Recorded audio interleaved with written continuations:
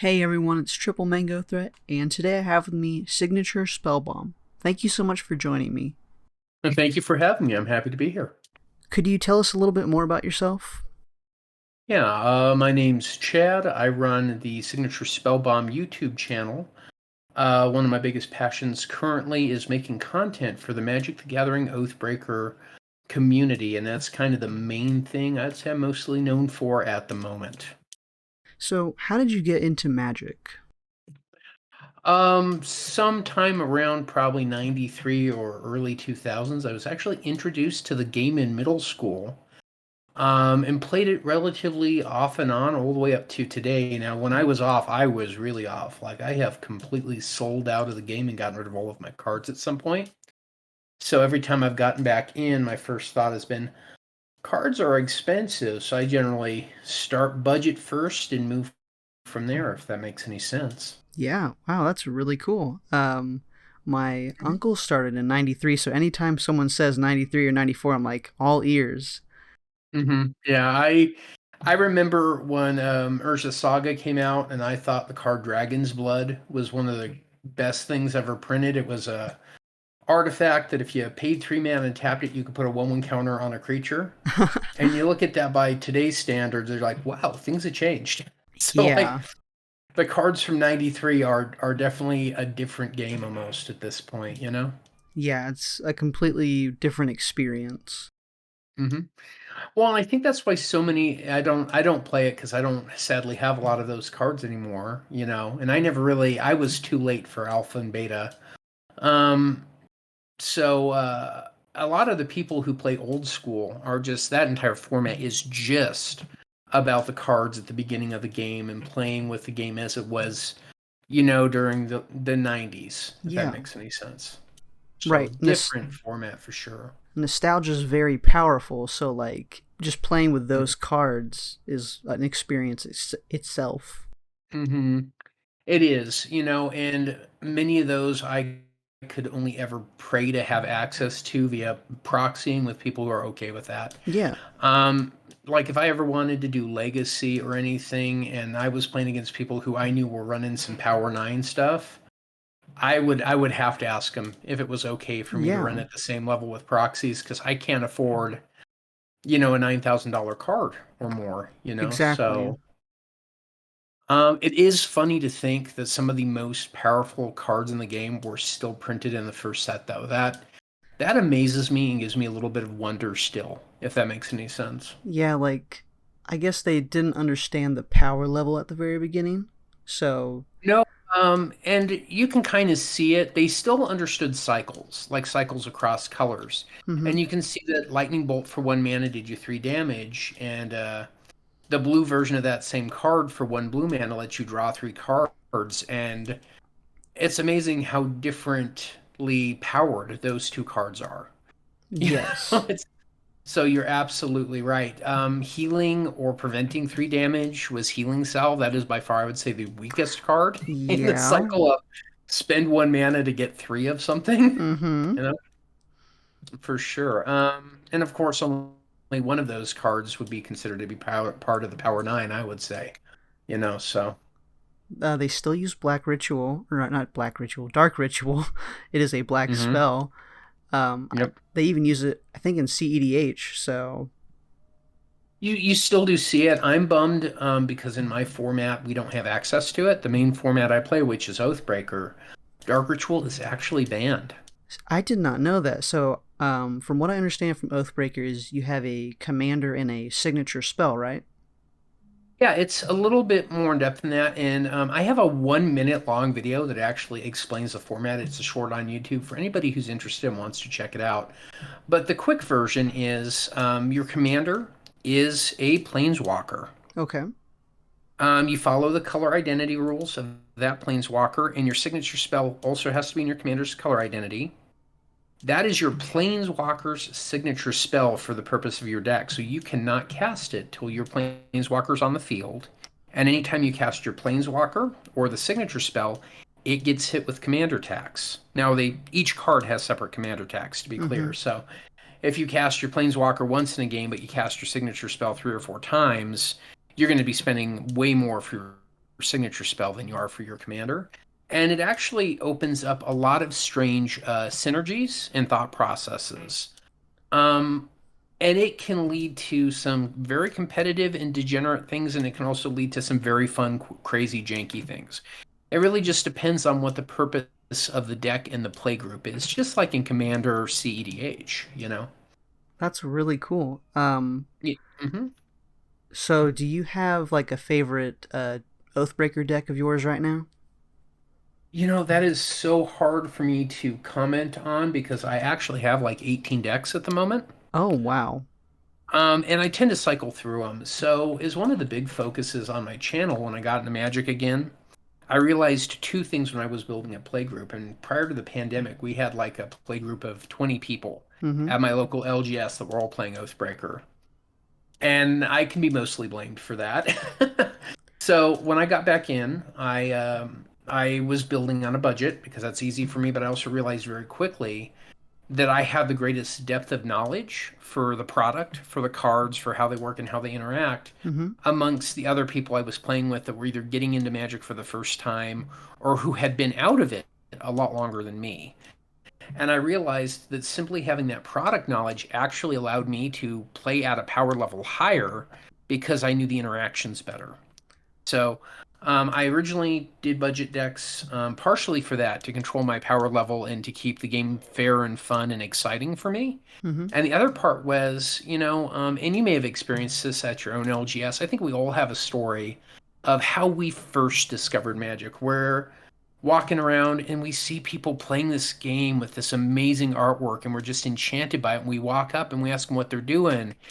And in the best version of this story, they go, you know what? I think you'd really like this game. Why don't you sit down and pull up a chair and we'll show you how to play? You Mm-hmm. know? So, of course, I apply that same process to when I try to get people in Oathbreaker. So, by building a bunch of budget decks, I can say, you're interested? Here's a deck. Sit down, play with us. And if at the end of the game they liked it, their cost of entry is usually the deck I then give them if they liked playing it. I Aw. literally have probably given away more decks than I currently own at this point. And that helped build a play group. It helped build a welcoming environment for a play group too. Taking the initial investment out of Magic for people Yeah. makes it a lot easier for them to get in Magic. You know, That is uh, so the, cool. yeah, the biggest mistake I made was telling people how to upgrade the decks after I gave it to them. Sure. Yeah. Because I had an elf deck that was the Domri raid out of War of the Spark, and he, in my opinion, is still the best like tribal elf commander Mm-hmm. because he gives all your creatures haste. So being able to play an elf and then tap that elf to play another elf to tap that elf allows you to do some degenerate things. And we've seen this in Legacy, so this isn't a news flash. Right. But then when you tell somebody that the signature spell they should be running is one that says anytime you pay 1 green mana, anytime you play a creature for the rest of the turn, you draw a card. Essentially, you've shown them how to make an all-run deck. Mm-hmm. An all-run recycle combo deck, and you've shown them how to do that with a planeswalker and a signature spell, and you almost immediately regret it because I created the problem. I empowered the problem. That is really cool. So when you say budget, do you say or do you mean like $50 or less? Or like what is budget to you? It depends. I will give myself a little bit of a sliding scale. I think the most expensive deck on my channel is above 50, but that's because it was a Karn deck at a certain period of time. And to run a colorless deck in any format that cares about color identity, you have to buy wastes or you have to buy a lot of colorless lands. And usually Mm-hmm. I exclude basic lands from the cost. But I felt it would be disingenuous at that time to exclude them because they really are something you have to have access to run a Right. colorless deck. So I included the lands in the cost of that deck, and wastes at the time were going for quite a bit a piece. I think 47.50 cents a piece, which Mm-hmm. if you need 10 of them, which you need way more than that in a good deck, but if you need 10 of them, you're already talking about like $4.70 added to the price that wouldn't usually be in the deck tech, Right. Yeah. I generally honestly start with a planeswalker that excites me, and I generally start more common than not, I would say, with a War of the Spark planeswalker because I feel like that set was just very accessible for people Mm-hmm. who wanted to get into the format. I mean, it's here. Somebody I've been asked, what should I buy if I want to try out Oathbreaker?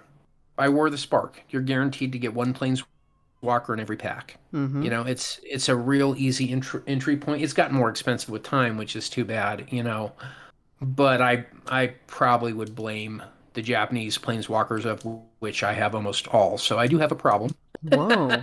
Cool. Yeah. The hardest one out of that particular cycle to get is the Liliana. She's just held a really high price. But no, I also try to do something different because there's only so many times once you start doing deck tech videos um, that you can make an aristocrats deck, Mm-hmm. or you can make a well, any kind of deck really, before they all start to kind of feel samey to you as a creator. That makes any sense? Yes. And you just want to do something crazy.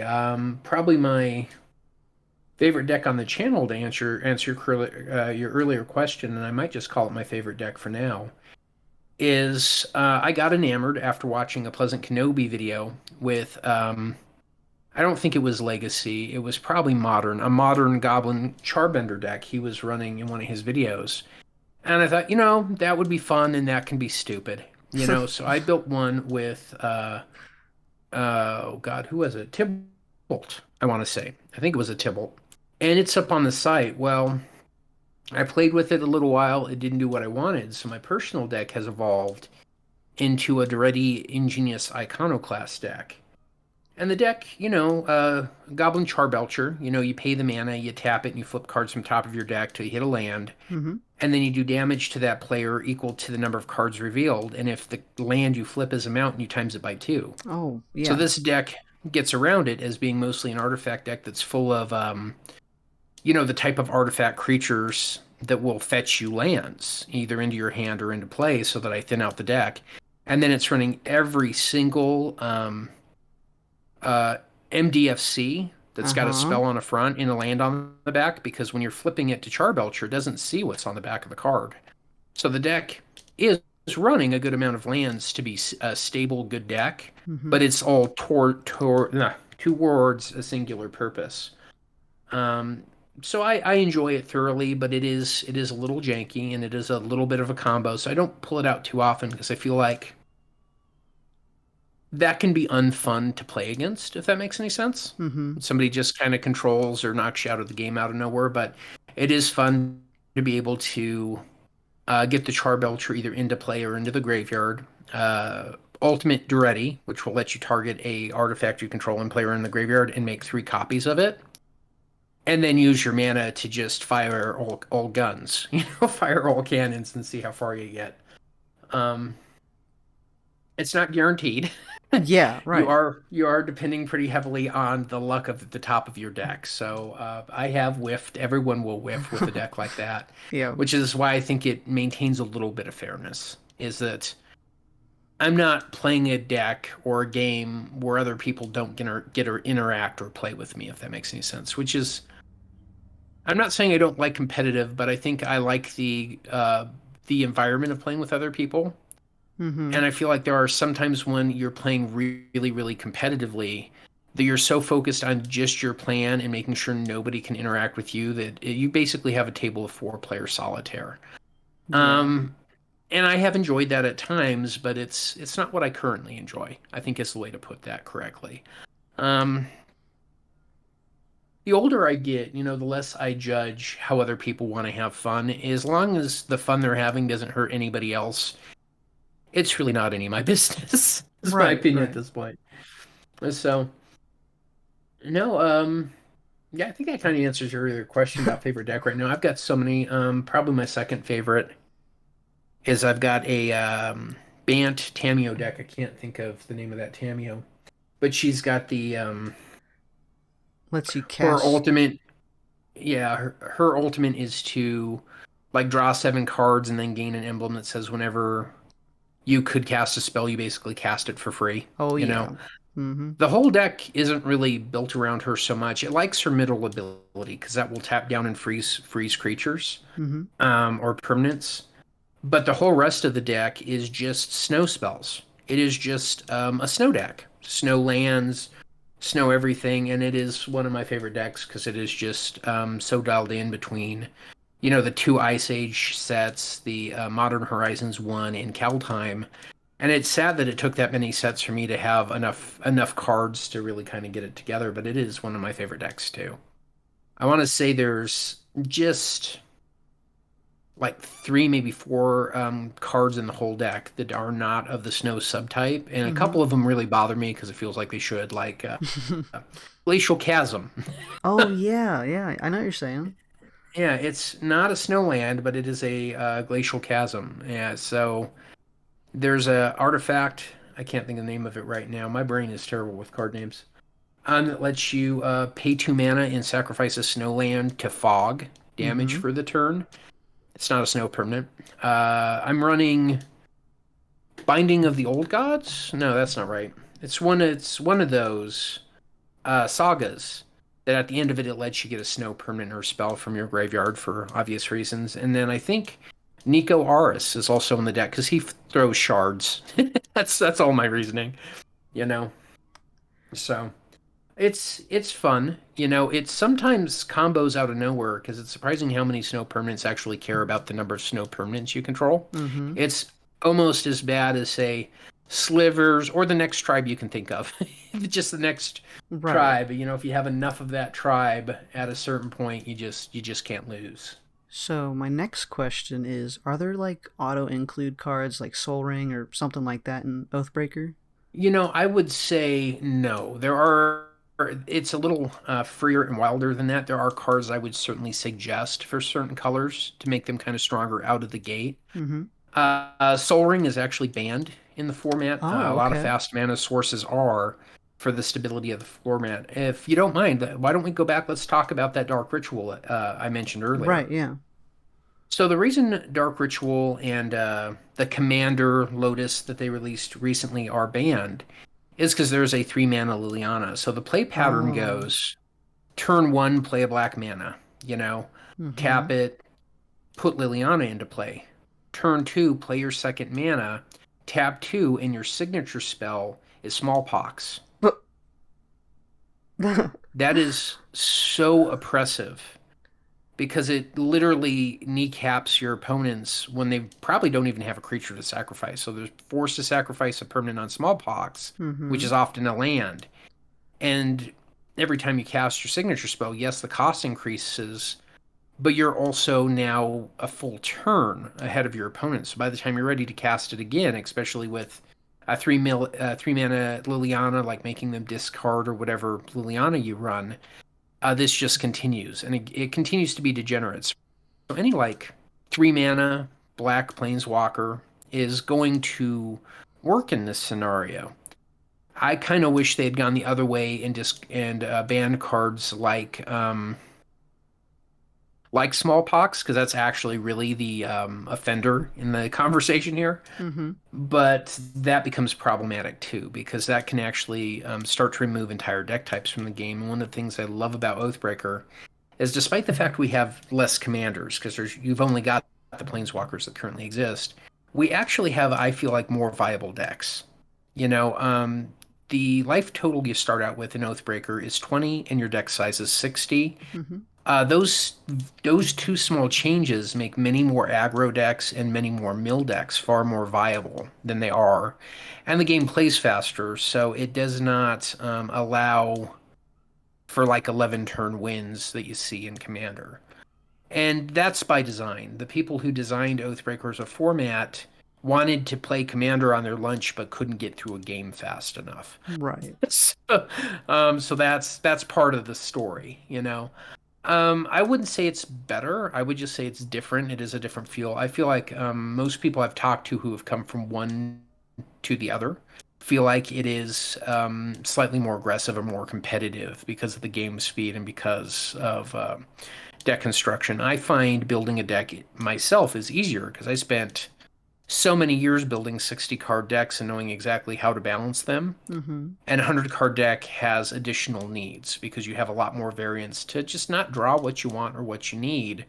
And you can only dial that in so much. I'd say an Oathbreaker deck for that reason is maybe a little bit more focused, but that might be a little bit charged. So I don't mean to offend anybody, but I do feel like it's easier to focus a 60 card deck than it is a 100 card deck because of basic math, you Yeah. know?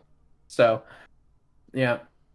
No, I do play Commander. Oh, cool. I was just recently on a Commander stream with Praetor Gaming. They're amazing guys. I had so much fun. I was the first one knocked out, but I played a colorless deck, pretty much all artifacts, and somebody put a beta progress into play, and that kind of just Oh. that knocked me so far out of the game I didn't have a way back in, and I was at 10 life, so it was an okay time to Right, right. concede, but it was hilarious. Everybody was laughing and having a great time on the stream, and that's really what it should be, you know. Last night I played Oathbreaker on Unsummoned Skull stream. Great time as always. He's great. I love what he does for charity. His Discord server is full of great people. I'm often sending people there who might be looking for Commander games or for Oathbreaker content to his Discord because he's just an amazingly welcoming person by nature. Mm-hmm. So I'd certainly suggest him to anybody too. Um, yeah, yep. How is the mana cost compared to Commander? Do you have to go for lower CMC stuff? You don't have to. So I did actually recently do a video on that topic too, so it's Oh, funny it's cool. coming up. Um, there is no wrong choice when choosing an Oathbreaker, but there are different struggles. Mm-hmm. Um, so I did a 1 minute long video on things to think about when choosing your Oathbreaker, and the very first one is, do you own it already or do you like it? Do you like the character? Yeah. You know, if you're going to play one that's a higher cost, then yeah, you have to put more cards in your deck into ramp. You have to really consider your mana base, and you're going to have different considerations. But I think anyone who's played Commander also sees just how much more powerful it can be to have your commander out first and hit the ground running and get running fast, especially if you're doing something like a combo deck that requires your Planeswalker commander in play, or if you're running a Voltron deck. Getting your commander out first and often in striking hard constantly is the only way those decks viably function. Um, and that's my thought on that. I would say there is a downside. Many of the lower cost commanders, the planeswalkers in Oathbreaker, also come with less loyalty. So, like, the points I hit in my video are: do you like it? Do you have it? You know. Mm-hmm. The next one was casting cost because it can be a deciding factor. After that, it's abilities. And when I say abilities, I mean it's good to look at what the static is because many static abilities on Planeswalkers these days give you a really good guideline as to maybe what the designers were intending you to do with the Planeswalker and can help somebody who's brand new kind of build a deck on rails, if that makes any sense. Mm-hmm. If the abilities, I mean, you're going to have a hot Oathbreaker. If you're looking at the abilities on the card and it's going to give you card advantage, ramp, disruption, or protection. When I say those, I actually break down, mana advantage is pretty simple. If they let you generate a mana every turn or something, or let you play a spell for free, you're not going to lose there. Card advantage can be that kind of impulsive card draw you see in red. You see that on a lot of Chandras, or like mini wheel effects where you discard so many cards to draw so many cards, rummaging, whatever you want to call that, Mm-hmm. or just straight up drawing cards, which you see on a lot of blue planeswalkers. But card advantage comes in a lot of forms. When I talk about disruption, I mean damage, destruction, discard are what I'm usually looking for. And when I talk about protection, I mean, well, a Gideon often becomes invincible for a turn. You know, Right. uh, any planeswalker that can create a blocker that can stand in front of it, they can create their own creature, their own little wall to protect them from incoming damage while you're setting up your plan or your game is good. I would say defending the planeswalker being able to defend itself does take a little bit of stress off of the deck construction. You know, because as we're getting further into the game, uh, um, they are printing more cards that aim at and hit planeswalkers than they used to, and I think that's just part of balancing the game. You Mm-hmm. know, if that makes any sense. So, is there a meta to Oathbreaker, or is it just like you said, all over the place? Anybody builds whatever. So the Oathbreaker community, sadly, is fairly small. It seems like what I see a lot on Reddit, and I see in comments of videos and stuff I posted, is it seems like a lot of people are having trouble finding that community and really breaking into the community. Mm-hmm. I don't feel like there's a meta, but I purposely have like 15 different decks, you know, so I'm not playing the same thing all the time. Right. Um, I do think there are known quantity decks. There are decks that people are aware of, they know, and they know just by looking at them that they're powerful.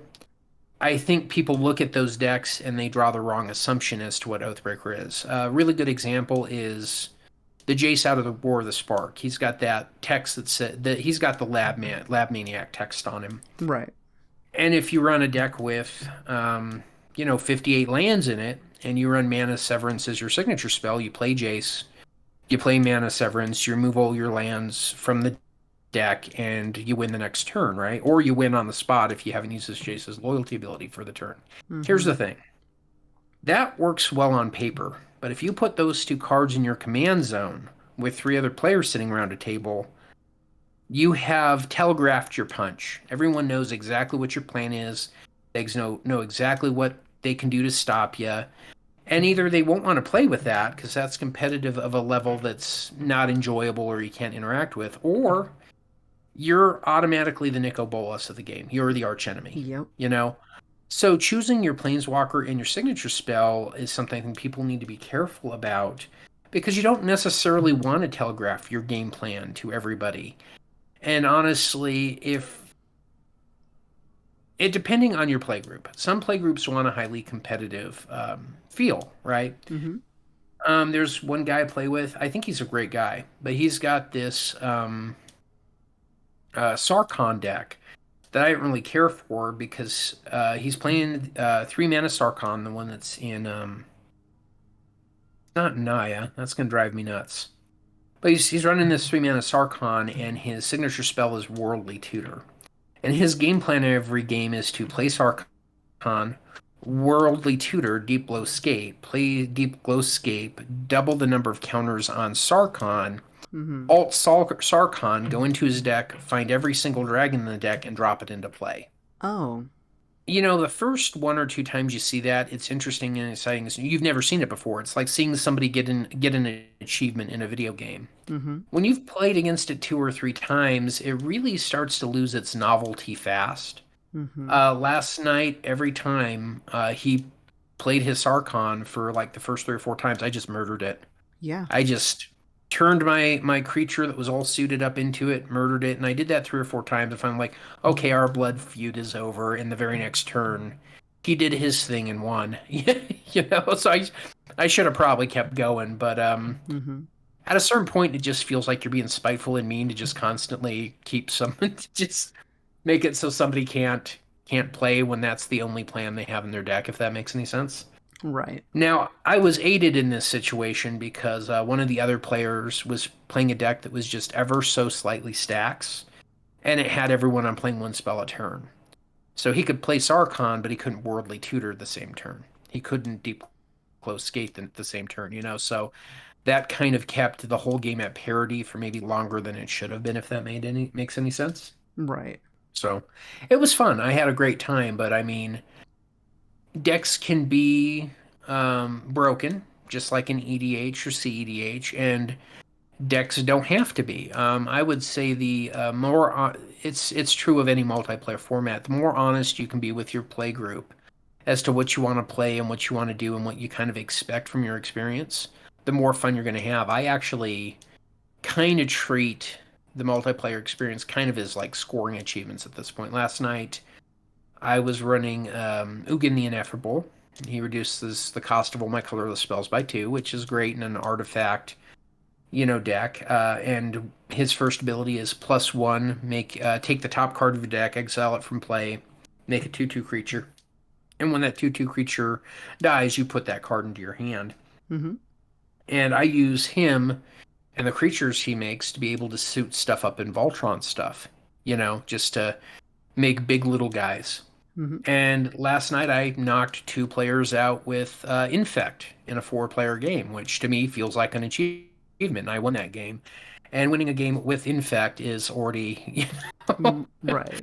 is already really hard multiplayer. One of the people in my play group had a dedicated Infect deck that was honestly not that good. But the minute he said Infect, people's knee-jerk reaction was so extreme that he get knocked out of the game super fast. But the minute he took every Infect card out of the deck and exchanged it for a creature that had essentially double the power Mm-hmm. at the same casting cost, which meant every creature did the same as if it was an Infect creature in his previous deck. The minute he switched it to that, he won more games. He got targeted less. He actually got to play. so I've kind of realized there are certain play styles and mechanics that trigger people. I would say if you sit down with somebody and they say, "I'm playing slivers," Right. Yeah, I know what you're saying. yeah, there are going to be some people that are like, "Oh, are you now?" Mm-hmm. you know, yeah. I would say the multiplayer experience is very fun, and I would suggest it to a lot of people. It is tough. Like I said, there's not really a meta because I think a lot of people who are interested in playing are still having trouble finding people to play with, and I certainly want to alleviate that and help people with that. Uh, Last year, maybe it was the beginning of this year, we had a major event for charity called Oathbreaking out of 2020, Mm-hmm. where I was on 3 or 4 streams, but we had like a bunch of streamers and a bunch of people just playing Oathbreaker for like 3 or 4 days straight, raising money for charity on these streams. And it was an amazing experience. And it sounds like if things go the way I hope they do, that we'll be doing the same thing in October of this year. And I'm super excited. We raised money for Magic Kids, That for is that so cool. charity and for something else. But that was an excellent experience. We're gonna probably be doing the next event in October. It'll be Oathtoberfest because Nice. because puns, man, puns make the world go round. Is the truth of that. Absolutely. How do you think Oathbreaker could be improved, if there is such a thing? Well, so that actually harkens back to some earlier stuff I said. There's actually a smaller ban list for Oathbreaker than there is for Commander, and there are Mm-hmm. some things I think people would be really surprised to find out aren't banned in Oathbreaker, like Primeval Titan, you know, Oh, okay. or Hull Breacher is a really good example. So there's a lot of freedom in the format, but I would say my biggest thing I wish WotC would do is give us some more 3 and any at all 4 mana planeswalkers. We have no 3 or 4 mana planeswalkers. We've in a lot of play groups I play in, we've made concessions. There are people I know that run the Urza from the unglued sets. Mm-hmm. That's just a head in a jar Right, right. because that's the only available commander for 5 color deck. Oh. So I think the lack of planeswalker commanders hurts, but I don't know that I would want it to become more like Brawl. I don't know that I would want legendary creatures inserted into the format because I feel like there's a difference in a scale of power between creatures and something that gives you a free spell a turn, if that makes any sense. Now there are creatures that pretty much give you a free spell a turn, so I probably should think about how I'm saying that, but you know what I mean. Is that they're very different play styles, you know? Okay. So Yep. Oathbreaker is a singleton format, right? Yes, it is. Okay. Yep. Just making sure. Yep. But Brawl is not. Brawl is singleton. Let's talk about Brawl for a minute because I think a lot of people draw parallels between Brawl and Oathbreaker. Mm-hmm. So when Brawl first rolled out, I think it was Wizards of the Coast was really hoping to capture people from the commander and pull them into standard who wouldn't usually play standard and basically create a rotating commander format. And I think Oh, people okay. initially got pretty excited about that until they realized rotation would ruin their decks. And most of these people just want to play with the cards they have, you Mm-hmm. know? So because of that, Brawl has had to undergo some changes. It is now, I know people that play it in real world still. But Brawl, no signature spell in your command zone. But originally, when it was in standard, it was any legendary creature or planeswalker available in the format could be your commander. You know, that opens up a wide swath of things you can do. Mm-hmm. Brawl, the character in Magic the Gathering actually broke the format at the time and caused a lot of people to flee it because it was so powerful as Mm-hmm. a deck that it couldn't be competed with. When Brawl started, it was treated as a one-on-one format with 30 life and a 60 card singleton deck. And I think Commander players weren't really, many of them weren't looking for a one-on-one rotating format. Now, Brawl is primarily a historic format that no longer really exists in paper, or I don't see it played in paper very often. And when I say historic, I mean it's no longer a rotating format. It uses the cards that are allowable in historic on Arena, and that's kind of where Brawl lives now and exists. And as they inject new cards into Arena as historic sets, or just new sets that are coming out, like Adventures in the Forgotten Realms, that format will continue to grow. So I Mm-hmm. think Brawl will eventually find a healthy place, and they are on the lookout in that format as well to ban problematic cards and for the health of the format, because I think they see what went wrong the first time. And the first time when WotC, Wizards of the Coast, introduced Brawl as a format, they didn't have any plan for product. We didn't get Brawl decks until a year or 2 years after, to most people in their minds, thought that that format was dead already. And if not for the Arcane Signet being printed in those boxes, because those sold because Commander players wanted those Arcane Signets at the time. Mm-hmm. If not for that, I think it may not have come back from extinction, and it may not have the life on Arena it has. I think there's a lot of people on Arena now that primarily just play historic, and I think there's some people that play a lot of historic Brawl too, especially now that it's opened up more and it's no format you can only play once a month, which it was for a time on Arena. But So, yeah, the big difference is who can be your commander and whether or not you get a signature spell okay. and the card pool you have to build in, because historic is definitely far more limited than 93 to today. you know Mm-hmm. the big things that are banned, I'm sure, wouldn't surprise people. There's a couple fast mana things because they can allow for degeneracy that a game can't come back from, like Dark Ritual and Soul Ring. And any card that talks about anti, any silver bordered card, any gold bordered card. And then after that, the list is actually relatively small. I'm trying to remember recently, the most recent banning back in June, I want to say, beginning of June. They actually unbanned Worldfire. So I'm more likely than not, when there's been a ban and restricted announcement, I've seen cards come off the ban list and not go on. Huh. Um, there have been some standout things. One of the bummer things people don't like to hear when I tell them, there is no wishes at all. No wish effects don't work in Mm-hmm. Oathbreaker because there's no sideboard, and companions don't exist in Oathbreaker. So So, you can run do them in your deck, but yes. the companion mechanic does not function. Okay. Yeah, You that was know. going to be my next question. Yeah. So I am not certain. I can't answer this, but I am not certain dungeons work in Oathbreaker yet.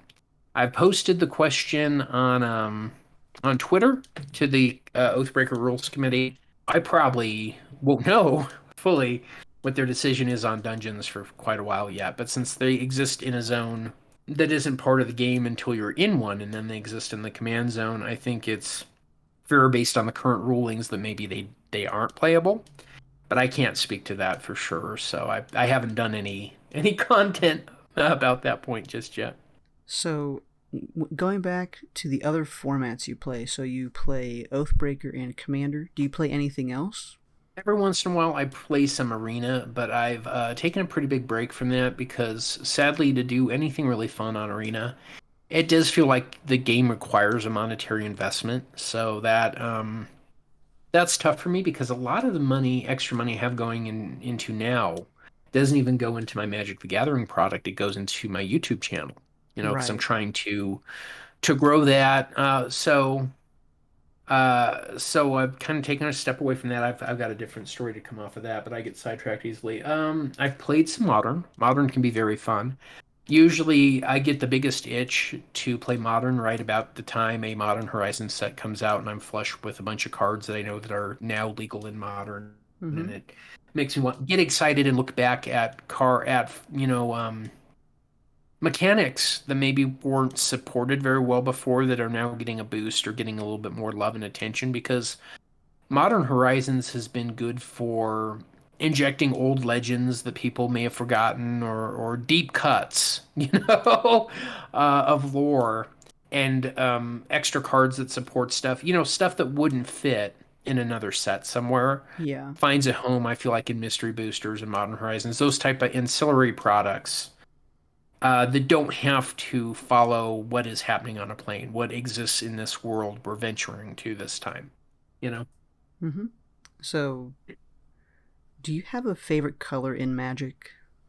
God, I can't be fully honest about that one. It shifts, but you know what I'm gonna do? Give me just a second. I'm gonna see if maybe I've given myself away. Just going to the channel real quick. I'm wondering if I've created more of one color deck than anything else.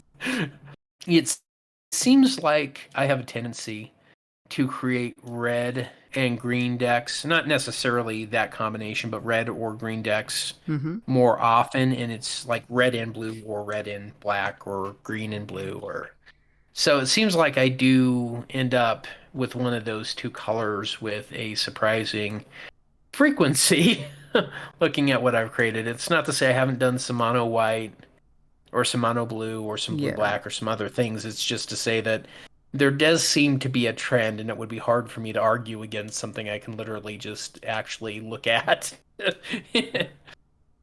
So, yeah, I would say probably those. I think what it is I think it's easy to fall in love with red because it's a very passionate color. It's fast gameplay. Mm-hmm. Burn is about moving. Haste is about moving fast and always doing something.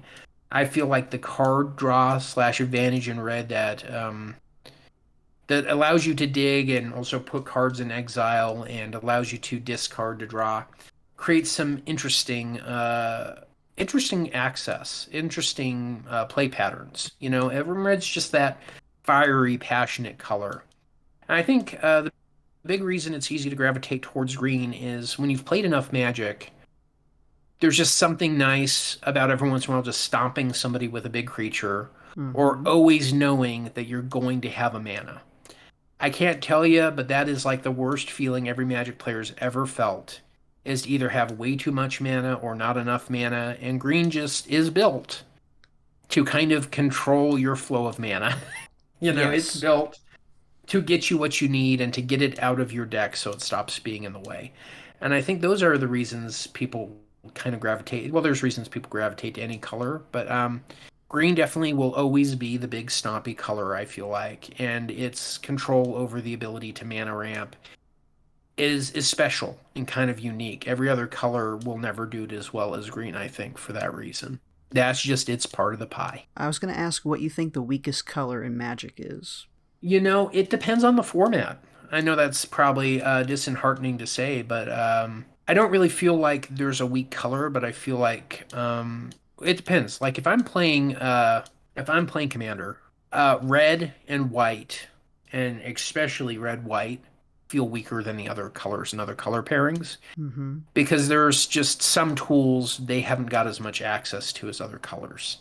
But when I'm playing a faster, like 60 card format, almost everything feels a little bit more viable, if that makes any sense. A white weenie deck is still really viable in a lot of competitive arenas like Legacy or Modern. So I don't really feel like there's necessarily a weak color, but that not maybe every color gets the same amount of love in every format, if that makes any sense. That makes a lot of sense, actually. I totally agree. White and You know red what? feel I'm gonna weak. change that. I'm gonna lie. The weakest color in Magic is colorless. Oh, yeah, I guess so. Yeah, and my reasoning for that is it has access to everything, but everything it has access to comes at a much higher cost. If you want removal in colorless, you have to spend 5, 6, or 7 mana every time. Mm-hmm. And when your removal spells are at 7 mana, your draw spells, and the reason colorless by itself is worse is all of those cards could break any other color if everyone treated them as staples and put them in their decks. You know, colorless cards when they're printed correctly, um, they're fun, but when they're printed incorrectly, you see like 14 cards banned out of Mirrodin. you know, Yeah. You see lands banned out of a format because they're artifact subtype. You know, so colorless has got this just very hard balancing act, if that makes any sense as a color, because it is available to every color. So if they make anything too powerful as a colorless artifact, it could unbalance the game or cause a lot of every color to just start to feel homogenous and the same because they're all running the same cards, if that makes any sense. Do you feel like green is doing too much? Like it's drawing cards, it's ramping, all that? Yeah, I feel like lately green and blue have been getting some of the best toys.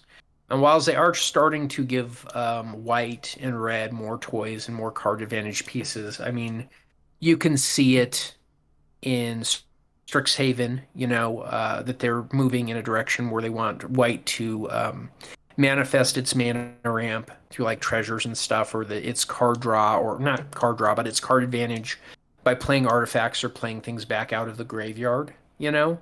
Mm-hmm. So while as white is getting more tools, it can't catch up to colors that also continue to get more tools, you know? Yeah. It's an arms race. And you've got one of these colors in the arms race starting, a month behind everybody else.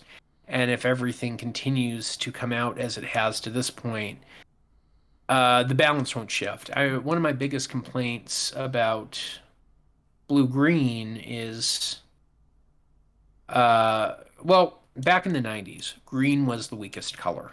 And that probably Really? sounds insane to anybody listening to this, but for a very long time that was true. And I think the reason green is getting so much now is it's been given stuff to catch up and make it more viable. And in that time, while it's been focused on, other things have slipped. You know, uh, for white to actually, I think, become as powerful as other colors, it would be really great if they stopped printing every single new tool for card draw or ramp or anything white needs as rare. That is my complaint. Is Yeah. that every new tool white is getting, most of them are being printed at rare, and that does not actually close the gap because those cards that are rare, that are new, are so sought after that their price stays too high for, white as a broad color for all players to become any better. If I can't afford to run monologue tax, or I can't think of the other version of it, but basically the better version, Mm-hmm. uh, because it's printed at rare and I can't afford it, then white's never going to get better for me personally, you know. And I feel like for the inclusion of everybody in a Magic, it is better for the most part when card prices are low or when people are in a group that is all kind of playing at the same budget or the same level, if that makes any sense. Um, there are ways. Every problem in Magic, there are ways that can actually probably be fixed by having an honest conversation with your play group. You Yes. know, where things fall apart is where you're going somewhere else and you don't know what those play groups rules are. And people will get pub stomped sometimes because the dynamic where they're going is not the dynamic they love, you know. Um, so there's got to also be some forgiveness for that. If your issue, your playgroup is you can't get new people to play with you because they can't afford cards. Well, your playgroup can choose to play Pauper Oathbreaker. That's a thing Mm-hmm. now, I guess. Yeah, you know, or they can choose to allow proxies, or they can maintain their own ban list to keep things fair and balanced. The ban list for Oathbreaker and Commander are suggestions. Many problems with any format can be fixed simply by agreeing with the people you're playing with what type of game you want to play, and having an honest conversation. And I think the reason that continues to be something nerds have a problem with is many Magic the Gathering players are introverts or are not neurotypical, myself included. Uh, so it can sometimes be hard to have the honest conversation you need to or you want to have, you know? And some of us that grew up in the 90s when being a nerd was not cool and hip, Right. we got used to just agreeing with who was loud and mean and obnoxious just because it was easier to avoid the fight and just play the game than it was to have an argument over it. It was easier to deal with the issue either by just agreeing and going along with it or being passive aggressive. Yes. But I feel like the environment for people who are allowed to have any nerd hobby at all has really grown and become way more welcoming. You'll see a famous baseball player, I can't think of his name now, it escapes me, went to a huge event recently wearing a black lotus around his neck as a piece of jewelry.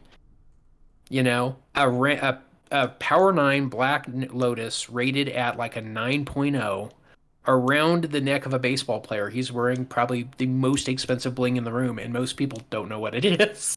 I I have you not know, heard uh, that.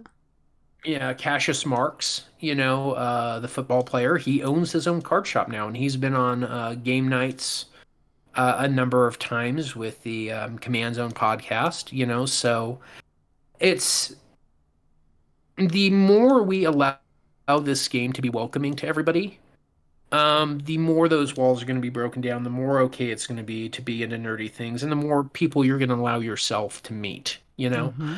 Um, and honestly, at the end of the day, who doesn't love a good game? Oh You yeah. know?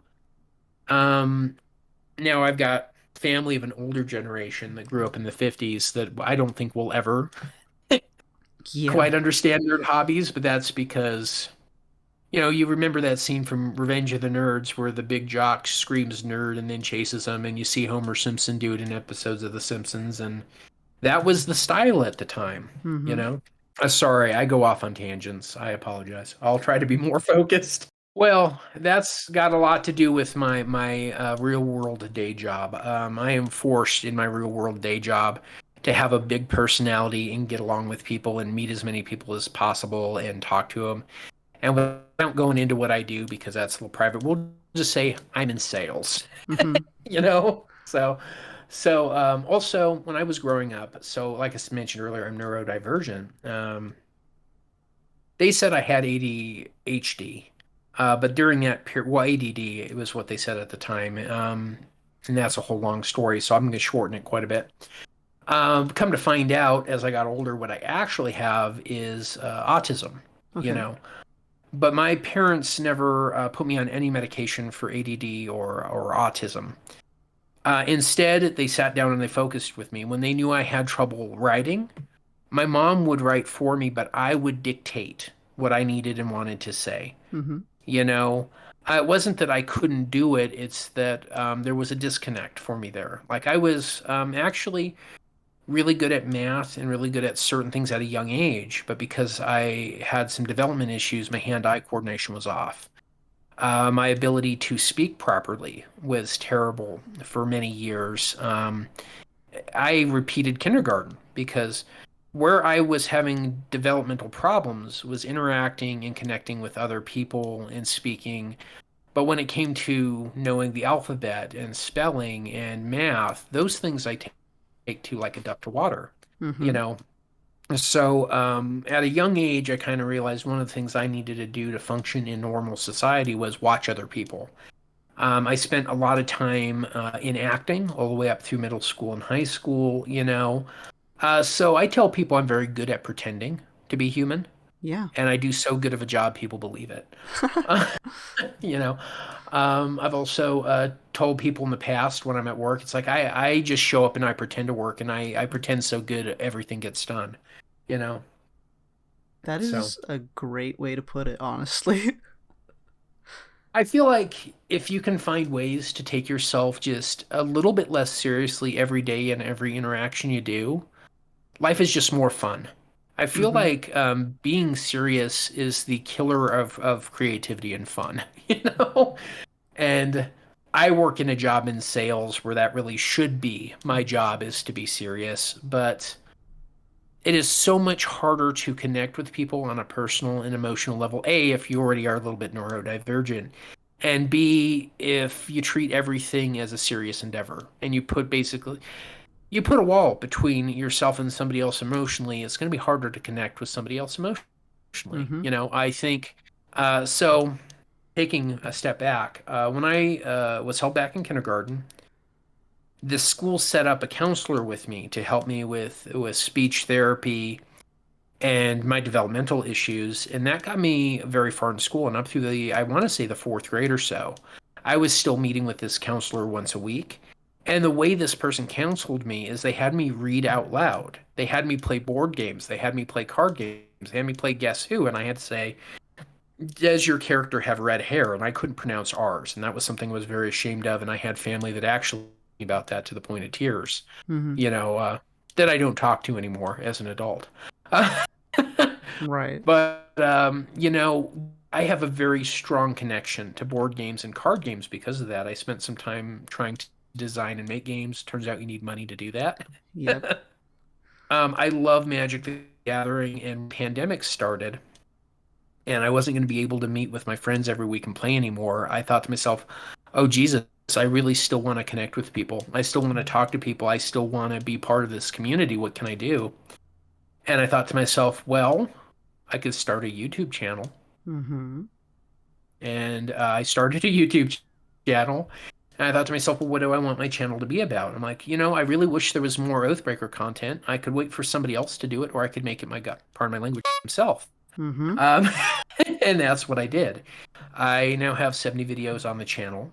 Some videos have as many as 600 views. I've got 220 subscribers. I have way more people on Twitter that pay attention to me. I've got like 600 people I'm following and like 460 some people that are following me, which is just mind-boggling to me. Yeah. I can't even wrap my head around that. I don't feel like I'm that interesting as a person, you know? No, it's been a whirlwind. You know, this month I've had some major growth. I've picked up two more patrons than I had before. Awesome. I feel like because I'm getting paid a little bit of money to make videos, and it's a little bit. It's not an amount to be super happy about, but it's enough that I save a little bit and a microphone breaks, or I decide I want to do a certain type of video, or my ring light breaks. I can start investing the money from the channel into the channel and have the hobby pay for itself. Mm-hmm. Yeah, I'm excited because when somebody starts to pay you to do something you love and you're doing as a hobby and you're excited to do, that's when you can start saying, I'm a professional creative. I'm a professional creator. I'm a professional content creator, you know? It would be nice if I could get any of my other things moving, but you know, I think everything comes with time. I've kind of realized the reason my Teespring store isn't doing anything, the reason my Inked Gaming store, I actually have playmats on Inked Gaming and I'm an affiliate with them and I do art for them. And my TCG player affiliate link aren't doing anything is I just don't have enough eyes on me yet. Yeah. The truth of it is people have to know you. People have to like you have to connect with people if you want people to connect with you. You have to make an emotional connection. You have to reach out. In fact, something I've been doing to grow the channel is I've tried to make an active attempt to connect with other people in the community, and it's been great. It's been Mm-hmm. wonderful. I've met some amazing people. So I started being on Joe Rose, or I'm sorry, on Unsummoned Skulls. Oathbreaker stream again because I feel like that gets me out, that gets Oathbreaker gameplay out, that gets me in front of people. I was on Praetor Gaming's streak. Uh, the week before that, I did a podcast with MTG in Quarantine. Have you heard of him? I haven't. He's amazing, we'll just say. Yeah, MTG in Quarantine. And then, tonight I'm having an amazing time just talking, hanging out with you. And my hope is the more I reach out, the more people whose hands I can grasp and I can pull and I can pull and hold up as Yeah. well. If that makes any sense. Mm-hmm. So, this is really off topic. Do you have an opinion on the reserve list? I do, and the problem is my opinion on the reserve list is largely informed by other people's opinion on the reserve list, Yeah. and I understand where my blind spots are on it. My blind spots on the reserve list is I don't think I currently own any reserve list cards. You know, I've sold entirely out of Magic a number of times in my Magic the Gathering career. So my opinions on the reserve list is I would love for cards to be printed to a point that the accessibility of the game gets better and better for everyone, and it allows people to start playing some of the older formats. Mm-hmm. But I also don't own any of the cards and don't have any dog in the fight. If I was financially invested in the reserve list, I could understand why people would be frustrated if it was removed or it went away. But I've also looked at the reserve list in depth, and there are a lot of cards that were printed back in 93, 94, 95, Mm-hmm. back at the beginning of Magic the Gathering, that by today's standards are not cards anybody would ever want to run in a deck ever. They're just not good or powerful by today's standards. Mm-hmm. When people think of the reserve list, they think of all the most powerful cards, but that is a small contingent portion. That is the reserve list contains a dwarf that you can tap to either put a +1 counter on things, or a +1 attack, or a +1 defense counter on things. It's like 3 or 4 mana, Mm-hmm. and the effect costs, I think, 2 and tap. It is it's not something anybody's looking for. It's where the reserve list, I think, gets dangerous and frustrating for some is there's going to be times when a new card comes out. Like a great example is the Liliana out of Strixhaven. Mm-hmm. She's got text printed on it that says whenever you play a spell or copy a spell, you can drain 2 life. I want to say it's from all of your opponents, and you gain 2 life. Well, Chain of Vapors, a card people haven't thought about for years, is a card that costs 2 black mana. It targets an opponent, makes them discard a card, and then you can copy the spell basically, and they can copy the spell and use it again, kind of like Chain of Lightning or any other chain of spells. Okay. The way people use that is they target themselves and they let it go infinite. Oh. Oh no! At the end of this, I have no cards in my hand, but I have played 10 copies of this spell, and all of my opponents have taken 20 damage. So there are times where a new card takes a card that's on the reserve list that people wouldn't think about or want or need, Mm-hmm. and suddenly break it. Suddenly break this old Magic card nobody's looked at for 100 years, and now they want it, and they have no access to it. And I think the issue that frustrates most people about the reserve list is that it's the lack of access to game pieces for a game they love to play. Yeah. Again, the solutions are easy, but unless Wizards of the Coast removes the reserve list, starts printing those cards, or people get okay with proxies, I don't really want to go into that conversation. That's a deep one. Yeah. Um, it's going to remain the same. If people are okay enough with the status quo to not demand it be fixed, and not just fix it themselves by printing proxies, and it's going to stay the same. Well, those are all the questions I had for you. Thank you so much for joining me today. Yeah, I'm sorry that this went on for well over an hour.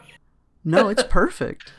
Yeah, don't mean to talk your ear off. No, I had a great time. Thank you for allowing me to use your platform to talk to people and try to connect with more players. I really appreciate it. Absolutely, and if you guys are interested in anything, I'll have all the links in the description down below so you can check out Chad and all of his work. So thank you so much for joining me. Mm-hmm. Thank you to the patrons who support this show, and if you'd also like to become a patron, for $10 a month you can see your name at the end of these videos and get an exclusive Ultra Sleeve each month. Thank you all for watching. I'll see you all in the next one. Peace.